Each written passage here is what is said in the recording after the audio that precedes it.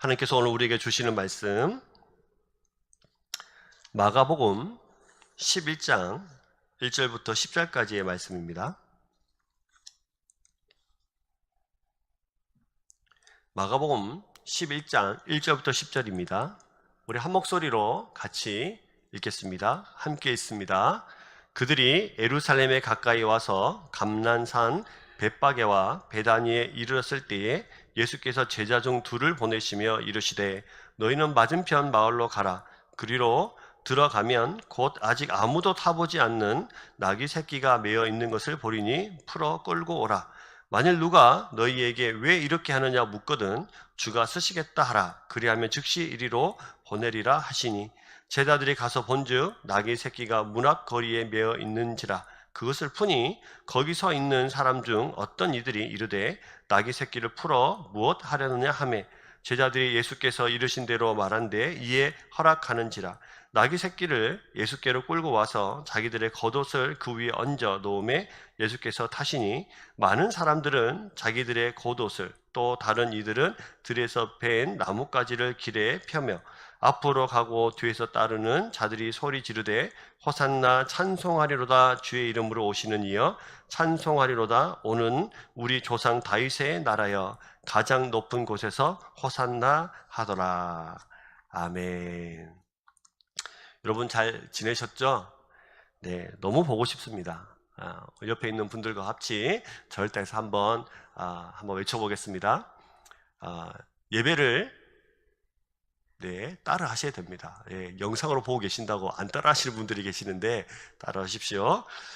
예배를 해치우지 말고 예배자가 됩시다. 여러분 함께 모일 수 없어서 가정에서 함께 예배하고 있습니다. 영상으로 예배하고 있습니다. 그러나 우리가 더 하나님께서 기뻐하시는 예배자가 되어야 될 줄 믿습니다. 여러분 오늘이 무슨 주일인지 아십니까? 오늘 이름하여서 종려주일이다 이렇게 부르는 주일입니다. 오늘을 종려주일이라고 부르는 이유는 우리가 고난주간이라고 부르는 이제 예수님께서 십자가에 지신 그 주간 시작되는 일요일 즉 주일에 나귀를 타시고 예루살렘으로 들어가셨는데 그때 사람들이 자기의 겉옷을 땅에 펴고 종려나무 가지를 흔들면서 호산나 찬송하리로다 라고 소리 지르면서 환호했던 것에서 유래되었던 날이 바로 종려주일이죠. 한때는 이 종려주일을 호산나 주일 이렇게 불렀고 종려주일이라고 하는 이름은 1928년 이후에 영국 국교 의식에서부터 비롯되어서 지금 전 세계가 사용하고 있는 이름이 되어졌습니다. 종려주일. 그렇다면 왜 전 세계가 종려주일을 기억하려고 하고 이날을 기념하려고 하면서 또 종려주일을 통해서 우리가 무엇을 보아야 할까요? 이것은 굉장히 중요한 이야기가 되겠습니다. 자, 그러면 우리가 다 함께 예수님께서 예루살렘 성으로 나귀 타고 들어가시는 그 시간, 그 현장 속으로 한번 우리가 들어가 보도록 하겠습니다.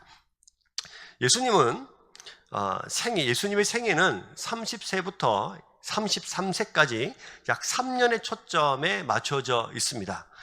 일반적으로 이 3년 동안을 우리는 뭐라고 부릅니까? 공생애라고 부르는데 그 이유는 예수님께서 구원의 주, 즉 메시아라는 사실을 공적으로 드러내시고 삶의 모든 것을 메시아로서, 즉 하나님께서 주시고자 하시는 하나님의 메시아, 구원의 주로서의 직분을 감당하셨기 때문입니다. 이 시간 동안에 예수님은 하나님의 나라가 무엇인지를 알리셨고 전파하셨고 병든 자를 고치고 소외된 자를 사랑하시고 제자들을 세우시고 하나님 나라의 일꾼으로 훈련시키는 것이 이 기간 동안의 집중적인 예수 그리스도의 사역이셨습니다.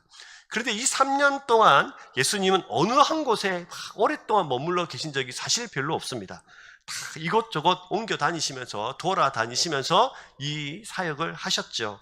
예수님의 사역은 예루살렘, 즉 수도였던 예루살렘보다는 갈릴리 지방에서 사역하신 것이 조금 더 많다고 볼 수 있습니다. 오늘 본문의 정황도 바로 그렇습니다.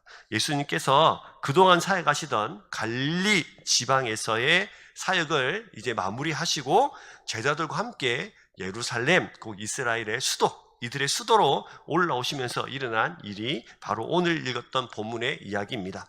그런데 예수님께서 예루살렘으로 올라오시려는 것에 대해서 제자들은 참 많이 두려웠고 사실 놀랐습니다. 왜냐하면 예수님이 제자들에게 예수님께서 예루살렘에 올라가면 이방 사람들에게 넘겨지게 될 것이고 조롱도 받을 것이고 모욕도 당하고 침뱉음을 당하고 죽음을 당하게 될 것이다 라는 것을 3번이나 말씀하셨기 때문이에요. 정확하게 예수님께서 어떻게 돌아가시는지를 그들은 잘 알지 못했습니다만은 이거 하나는 알고 있었죠. 예수님께서 예루살렘에 가면 큰 고난을 당하고 죽임을 당하게 될 것이다. 예, 그런 두려움과 그런 우려를 안고 예수님은 계속해서 그 예수님께서 정해진 그 길을 뚜벅뚜벅 걸어서 예루살렘 성으로 들어가십니다. 예루살렘으로 오시던 예수님은 감람산을 끼고 있는 베다니와 벳바게라는 마을에 도착하게 됩니다. 베다니와 벳바게는 감람산 동남쪽에 위치한 언덕을 하나 사이에 두고 있는 두 마을입니다. 예수님은 벳바게라는 마을에 이르렀을 때에 제자 2사람을 맞은편 베다니 마을로 보내서 아직 아무도 타보지 않은 나귀 새끼 1마리를 끌고 오너라 이렇게 말씀하십니다. 만일 나귀의 주인이나 근처에 있는 사람들이 왜 나귀 새끼를 몰고 가느냐라고 물으면 주께서 쓰시겠다고 하라 이렇게 말하라고 당부도 하십니다. 제자들은 예수님의 명령대로 아직 아무도 타본 적이 없는 나귀를 끌고 와서 자기의 겉옷을 나귀에 깔고는 예수님을 그 위에 앉혀서 예루살렘 성으로 입성을 하게 됩니다. 여러분, 허름한 옷차림, 나사렛이라는 시골 동네의 한 남성이 나귀를 타고 예루살렘 성으로 걸어가는데 뭐 그리 사실 큰일이겠습니까? 그것도 뭐 백마도 아니고 뒤에 수없이 많은 군사를 거느려서 예루살렘 성으로 입성하는 것도 아니고 아주 허름하고 작은 나귀 타고 입성하는 일이 뭐가 그리 큰 일이 되는 것입니까? 왜냐하면 나귀 타고 입성하시는 이 분의 모습은 아주 특별한 의미가 있기 때문입니다. 어떤 특별한 의미가 있습니까? 사실은 이 나귀 타고 입성하는 이 모습은 구약에서부터 나귀 일찍 왕적 지위 또는 메시아의 긴밀한 연관관계를 가지면서 성경은 계속해서 설명해 왔기 때문이에요. 그래서 오늘 이 나귀에 대해서 집중하고 있는 것입니다. 자, 그러면 나귀가 도대체 구약에서부터 어떻게 우리에게 설명하고 있기 때문에 있을까요? 같이 한번 살펴볼까요? 자, 같이 한번 말씀을 찾아보겠습니다. 창세기 49장 10절부터 11절에는 이렇게 설명되어 있죠. 같이 한번 읽겠습니다. 규가 유다를 떠나지 아니하며 통치자의 지팡이가 그 발 사이에서 떠나지 아니하기를 실로가 오시기까지 이르니 그에게 모든 백성이 복종하리로다. 그의 나귀를 포도나무에 매며 그의 암나귀 새끼를 아름다운 포도나무에 매일 것이며 또 그 옷을 포도주에 빨며 그의 복정을 포도즙에 빨리로다. 예, 무슨 말입니까? 규가 유다를 떠나, 규는 뭐죠? 왕이 들고 있는 호를 말합니다. 그래서 이 야곱이 자기의 자녀들에게 축복하는 장면이 창세기 49장에 등장을 하는데 이 자녀에게 축복하는 장면에서 특별히 유다에게는 유다의 자손 그 혈통을 통해서 실로 즉 메시아가 오시게 될 것이다 라는 것을 예언합니다. 그리고 그 11절에 보시면 그의 나귀를 포도나무에 매며 그의 암나귀 새끼를 아름다운 뭐에 맬 것이며 포도나무에 맬 것이고 또 그 옷을 포도주에 빤다라고 하면서 나귀와 포도나무의 나무와 그 포도즙을 계속해서 연결시키고 있죠. 자, 이게 뭡니까? 이 나귀 타고 오신 이분이 유다의 혈통을 통해서 오게 될 것인데, 그 왕은 우리에게 풍성함의 상징이자 기쁨의 상징인 포도와 포도나무 열매와 포도나무 즙과 포도주와 연결시키면서 그분께서 왕이 되셔서 오시면 우리에게 그렇게 기쁨과 풍성함을 주실 수 있는 왕이시다는 것을 이미 창세기 49장에서부터 설명하고 있기 때문입니다. 두 번째, 이 나귀는 솔로몬이 왕위 즉위식 때 탄 짐승이기도 합니다. 왕상, 열왕기상 1장 38절도 같이 한번 읽겠습니다. 같이 있습니다. 제사장 사독과 선지자 나단과 여호야다의 아들 브나야와 그엣 사람과 블렛 사람이 내려가서 솔로몬을 다윗 왕의 노새에 태우고 인도하여 기온으로 가서, 뭐가 더 있죠? 솔로몬을 다윗 왕의 뭐에 태우고요? 노새에 태우고, 즉 나귀에 태웠다는 뜻입니다. 그래서 솔로몬이 왕위에 오를 때에 낙이 타는 것을 볼 수 있죠. 뿐만 아니라 구약의 선지자였던 스가랴는 장차 올 온유한 평화의 왕 메시아가 나귀를 타고 겸손하게 오실 것을 구체적으로 예언한 바가 있습니다. 그것이 어디 있습니까? 네, 스가랴 9장 9절 말씀에 있죠. 같이 한번 읽겠습니다. 시온에 따라 크게 기뻐할지어다. 예루살렘에 따라 즐거이 부를지어다. 보라, 내 왕이 내게 임하시나니 그는 공의로우시며 구원을 베푸시며 겸손하여서 나귀를 타시나니 나귀의 작은 것 곧 나귀 새끼니라. 네, 굉장히 구체적으로 우리에게 설명하고 있죠. 네, 그것이 뭡니까? 네, 제사장과 모든 그 시온에 따라 크게 기뻐할 자라. 그는 공의로우시다. 구원을 베푸시며 겸손하여서 나귀를 타시고 우리에게 오시는 분이시다는 것을 굉장히 구체적으로 우리에게 예언하고 있죠. 뿐만 아니라 아직 타본 적 없는 나귀 새끼를 우리에게 또 설명합니다. 아직 타본 적 없는 나귀 새끼. 구약에서 하나님께 드려지는 특별한 용도로 드려지는 동물은 사용된 적이 없는 흠이 없는 동물이어야만 했습니다.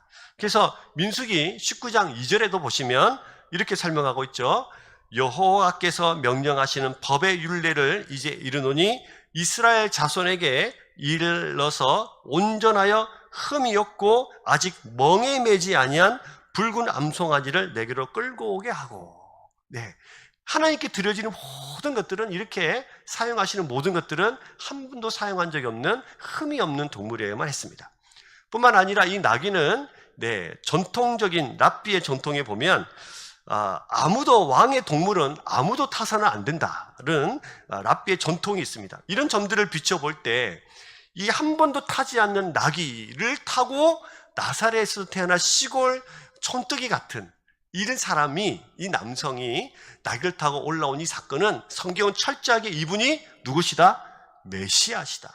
구약에서부터 우리에게 늘 설명해왔고 창세기에서부터 늘 설명해왔던 그 메시아가 바로 이 예수 그리스도라는 사실을 우리에게 아주 강력하게 설명하고 있기 때문에 이 장면은 굉장히 중요한 것입니다. 따라서 나귀를 타고 예루살렘에 들어가시는 예수님의 행동은 사람들에겐 스가랴의 예언을 성취하는 온유하고 겸손한 왕이신 그리스도라는 사실을 우리에게 설명해 주고 있습니다. 그래서 허름한 옷차림에 나귀를 타고 예루살렘 성으로 들어오시는 예수님의 입성이 중요한 것이죠. 이분이 진정한 구약에서부터 예언된 왕이라는 사실을 우리에게 성경은 아주 깊게, 아주 강력하게 우리에게 설명하고 있는 것입니다. 여러분, 그래서 종료주일은 예수 그리스도가 우리의 뭐라는 것을 고백하는, 기억하는 날입니까? 왕이라는 것을 기억하는 날입니다. 여러분, 구원의 주님, 왕, 그분이 우리의 왕이라는 사실을 기억할 수 있기를 주의 이름으로 축복합니다. 그분은 우리의 왕이십니다. 우리 옆에 분들에게 같이 한번 따라서 하겠습니다. 예수 그리스도는 우리의 왕이십니다. 네, 이렇게 해서 예수님께서 나귀를 타고서 예루살렘으로 들어가려고 하자 수없이 많은 무리들이 앞서거니 뒤서거니 하면서 예수님 뒤에 막 둘러싸고서 환호하면서 행진하기 시작했습니다. 예수님과 무리들이 예루살렘 성의 입구에 도착했을 때 성 안에서 기다리고 있는 사람들과 이미 성 밖에서 예수님을 따라왔던 그 수없이 많은 무리들이 이 두 줄기가 합해지면서 환호의 목소리는 점점 더 커지기 시작했죠.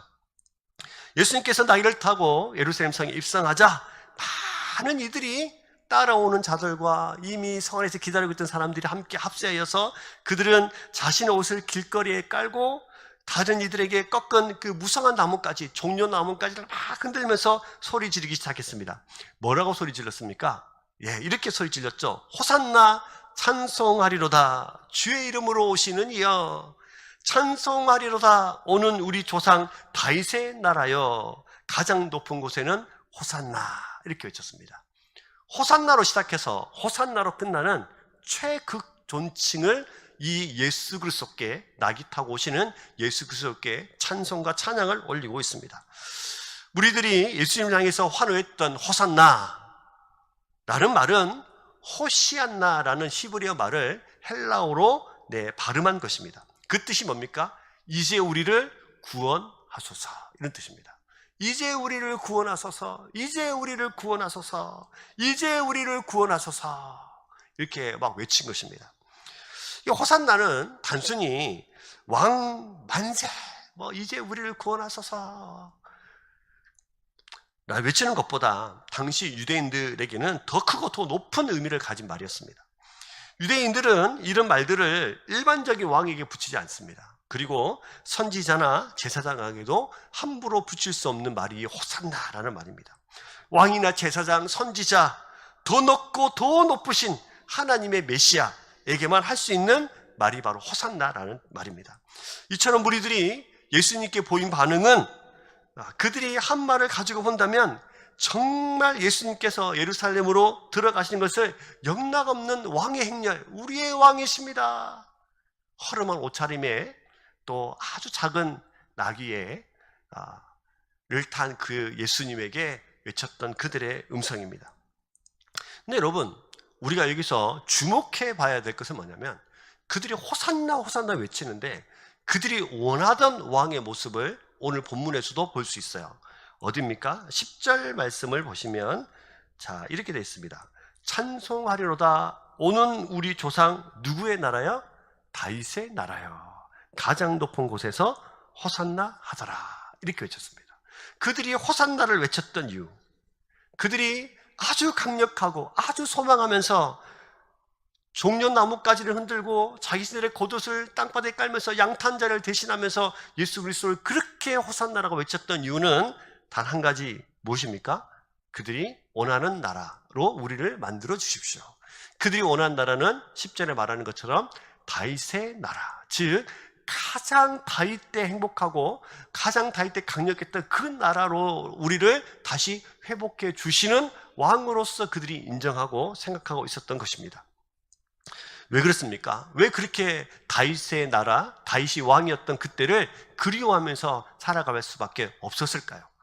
이렇게 환영하는 이유는 현재 이 사람들이 절실한 현재적인 문제를 가지고 있었기 때문입니다.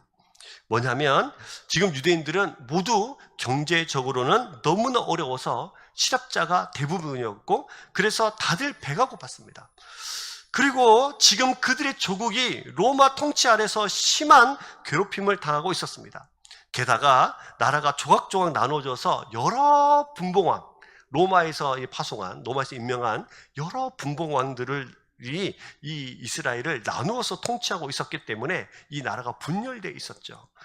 그래서 유대인들이라면 누구나 지질이도 못 살고 힘들고 가난하고 배고프고 형제들은 다 나눠져 있고 로마의 통치 아래서 살아가는 그들의 모습이 서글펐습니다. 충분히 이해됩니다. 그래서 매년 6월절 명절만 되면 흩어져 있던 모든 유대인들이 예루살렘에 모이는데, 그때마다 우리는 언제쯤 이 고통에서 벗어날 수 있을까?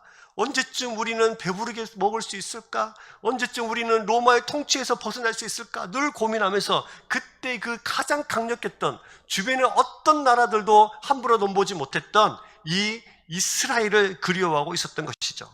그러던 중에 나사렛 출신의 한 젊은이가 작은 빵 덩어리 5개와 작은 물고기 구운 것 2마리로 5,000명도 먹이고 각종 병자도 고치고 죽은 사람을 살리기도 한단다 라는 소문이 온 이스라엘을 퍼지기 시작했습니다. 드디어 이들이 기다리는 사람, 자신들이 그 고통과 치욕의 삶에서 자기들을 건져낼 수 있을 만한 인물이 나타났다고 믿었기 때문입니다. 그런데 여러분, 자신들이 소망하던 대로 이 나사렛의 젊은이가 하필 유월절에 그 유월절을 앞두고 유월절을 지키기 위해서 예루살렘으로 온다고 말합니다. 그것도 뭐를 타고요? 나귀를 타고요. 영락없는 왕이지 않습니까? 네, 준비된 인물, 그럴 만한 인물, 그럴 만한 능력을 가진 인물, 죽은 자도 살리는 그 인물, 그렇다면 그 사람이 우리의 왕이 된다면 로마와 싸울 수 있겠다. 그 사람이 우리의 왕이 된다면 로마로부터 우리를 다시 그 압제로부터 우리를 자유하게 할 수 있겠다. 배고픈 우리의 삶을 배부르게 할 수 있겠다. 자신들의 한을 풀어줄 만한 인물이 드디어 나타났던 바로 그 사람을 향해서 호산나라고 외쳤던 것입니다. 여러분, 그러나 이러한 무리들의 반응은 굉장히 합당하고 그럴 수 있지만 그 환호와는 것과는 달리 예수님의 생각은 전혀 달랐죠. 왜 그렇습니까? 사실 예수님께서 예루살렘에 들어올 때 사람들이 바라고 기대했던 그 왕과는 거리가 멀었던 왕이십니다. 사람들은 그렇게 정치적으로 우리를 통치로부터 우리를 벗어나게 하는 자유를 꿈꾸는 그런 왕이었지만 사실 예수님은 그런 왕은 아니시죠. 예수님은 진정한 우리의 모든 것을 회복하시는 왕이시기 때문입니다. 자, 예수님의 그 예루살렘 성으로 들어오시는 모습을 봅시다. 예수님이 타신 짐승이 뭡니까? 앞에도 우리가 설명드린 것처럼 뭡니까? 나귀입니다. 나귀. 형식은 왕의 입성과 같다고 할지라도 사실 예수님은 아직 아무도 탄 적이 없는 나귀 새끼를 타셨습니다. 나귀는 다 자란 것의 몸 길이가 약 2m고 발에서 어깨까지 높이는 한 1m 정도밖에 되지 않는 아주 작은 동물입니다. 그리고 머리는 크고 다리는 짧은 것이 아주 볼품 없고 우습게 생긴 동물이죠. 나귀는 가난한 사람들의 경제적 수단으로 혹사를 당하는 동물이었습니다. 나귀들은 그들의 주인들로부터 감당하기 힘들 경험해야 하는 그런 동물이었죠. 또한 나귀는 옛날부터 늘 바보나 어리석은 동물로 여겨졌습니다. 이런 속담이 있습니다. 나귀가 예루살렘에 가도 역시 나귀라는 속담이 있습니다. 이 말이 뭡니까? 이 시골 촌뜨기는 어디를 가도 시골 촌뜨기 같다라는 말입니다. 그래서 어리석은 사람을 뜻하는 이들의 속담이 바로 나귀는 예루살렘에 가서도 나귀다라는 속담이 있을 만큼 나귀를 굉장히 없이 여기는 그런 나귀죠. 그리고 예수님께서 나귀를 타실 때 안장을 깔지 않습니까? 그 안장은 뭡니까? 훌륭한 말일수록 그 훌륭한 말에 맞는 안장을 깝니다. 그러나 지금 예수님에게 타셨던 이 나귀는 자신들의 겉옷을 그냥 이렇게 안장으로 까는 모습도 볼 수 있어요. 그리고 왕이 입성할 때 깔린 그 양찬다 대신에 깔린 것이 뭡니까? 자신들의 겉옷. 그리고 옷이 없거나 자기 옷을 벗기 싫은 사람들은 나뭇가지를 꺾어서 길에 폈습니다. 이 모습만 보더라도 그들이 원했던 왕과 예수님께서 가시는 왕의 길이 다르다는 것을 볼 수 있어요. 여러분, 뭡니까? 예수님께서 어떤 왕이시냐? 구약에서부터 말했던 그 왕은 도대체 어떤 왕이시냐? 어떤 왕이시길래 그렇게 겸손하게 아주 낮아진 모습으로 계속해서 왕의 길을 가셔야만 하는가? 로마와 이방인의 압제로부터 해방시킬 왕? 너무나 궁핍한 자신들의 배를 먹여줄 왕? 병을 고쳐주고 그들이 바라는 것은 무엇인지 척척 해결해주는 바로 그런 왕? 이것은 사람들이 바라는 왕입니다. 그러나 우리 주님은 사람들이 기다리는 그 소원하는 그런 왕은 아니었습니다. 왜입니까? 우리 주님은 우리를 죽음으로부터, 사망의 권세로부터 우리를 붙잡아 내시고 구원해 내시는 진정한 생명을 주시는 왕이시기 때문입니다. 여러분, 주님께서 여러분의 왕이십니까? 진정한 왕이십니까? 어떤 왕이십니까? 무엇을 원하십니까? 내가 기도하면 무조건 다 들어주셔야 되는 왕? 내가 원대로 움직여 주셔야 되는 왕? 이 사람들이 호산나 호산나 다윗의 왕조의 그 나라로 우리를 회복시켜 줄 것을 기대하는 자신들이 원하는 왕? 네, 우리도 어쩌면 쉴 새 없이 예수 그리스도를 향하여서 호산나 호산나, 예수 사랑하시면 거룩하신 말일세, 우리들은 약하나 예수 권세 많도다, 당신은 권세와 능력의 하나님입니다 라고 외치고 있을지 모르나, 어쩌면 우리도 이들과 똑같이 내가 원하는 수준에서 내 기도 제목 하나 응답해 주시는 바로 그 정도의 왕, 내가 원하는 왕으로 그 왕을 치부하고 있을지도 모릅니다. 그러나 여러분, 우리 주님은 어떤 왕이십니까? 우리 예수님은 사람들의 바라는 모든 문제의 근원의 문제를 해결하시기에 진정한 왕이십니다. 그들이 바라고 소원하는 그 밑에 숨겨진 것, 그들이 바라는 압제와 고통으로부터 해방되는 것의 근원이 되는 문제, 배고픔의 문제, 이처럼 예수님은 그들의 갖가지 소원보다는 그들이 왜 배고플 수밖에 없는지, 왜 고통스럽게 아플 수밖에 없는지, 왜 질병을 가지고 살아갈 수밖에 없는지 그 근본의 모습을 회복하기 원하시는, 죽음의 그림자를 지우시고 사망에서 생명으로 옮겨가시는 진정한 이 땅의 왕이십니다. 그 왕이 여러분의 왕이십니다. 여러분, 우리가 그분을 향해서 왕이라 부를 때는 바로 나를 그 죄악 가운데서 건져내시는 왕이라는 사실을 늘 고백할 필요가 있습니다. 여러분, 종료주일, 사실은 이 종료주일은 십자가의 그 죽음의 길을 향해서 달려가면서 생명을 주시고자 하시는 예수님의 길과, 또 한편에서는 호산나라고 소리 지르면서 환영하는 이 환호의 물길과 이 예수 그리스도의 길이 합쳐지는 그런 종료주일입니다. 자신들이 원하는 왕이 되어달라고 사람들은 말합니다. 연련한 환호와 상관없이 예수님은 그 십자가의 길을 가십니다. 오늘 설교 제목이 뭐냐면요, 환호에 도취되지 않고 십자가의 길을 가는, 환호에 도취되지 않고 십자가의 길을 묵묵히 걸어가시는 그 예수 그리스도의 모습을 우리가 볼 필요가 있습니다. 여러분, 그들이 바라는 대로 그런 왕이셨다면 오늘 우리와 세상 모든 사람들의 구원해 주는 되실 수 없었을 것입니다. 당시 유대인들만의 왕은 충분히 될 수 있었겠죠. 그들의 원하는 왕은 될 수 있었겠죠. 그러나 사람과 민족과 나라와 시대를 초월하여서 가장 근본적이고 뿌리가 되는 문제를 해결하시는 예수 그리스도, 어제와 오늘 그리고 내일 영원토록 진정한 왕은 되실 수 없었을 것입니다. 우리 주님은 묵묵히 그 십자가의 길을 가면서 오고 오는 모든 세대의 진정한 왕이 되셨습니다. 사랑하는 여러분, 진짜 예수님이 여러분의 왕이십니까? 예수님께서 당신에게, 바로 여러분에게 가지고 계시는 관심은 어디에 있습니까?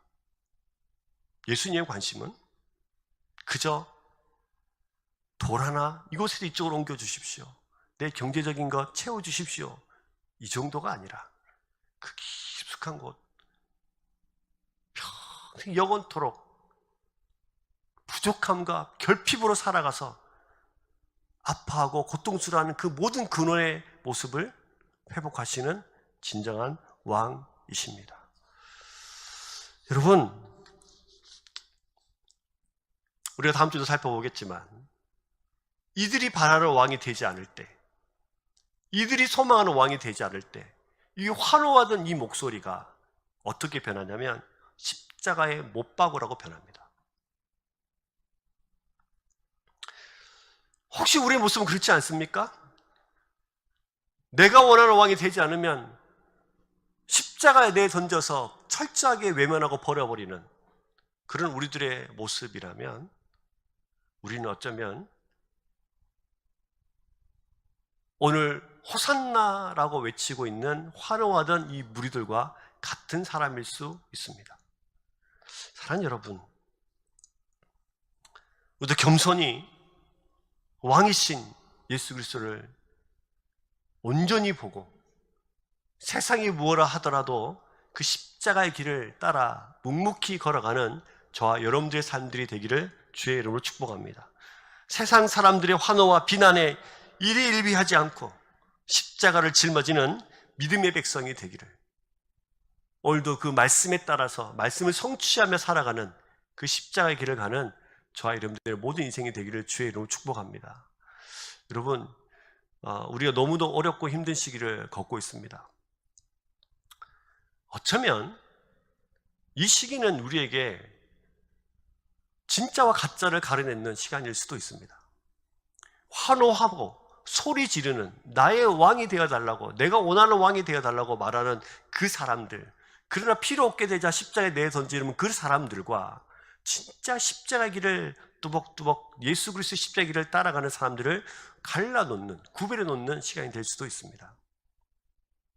도대체 우리는 누구일까요? 사랑하는 성도 여러분, 사랑하는 참좋은교회 모든 성도 여러분, 옥석을 갈라낼 때에, 가라지를 갈라낼 때에 가라지로 분류돼서 저 밖에 쓸데없이 던져지는 그런 가라지가 아니라 주님께서 찾으시는 그런 진짜 알맹이, 믿음의 사람들 될 수 있기를 주의 이름으로 축복합니다.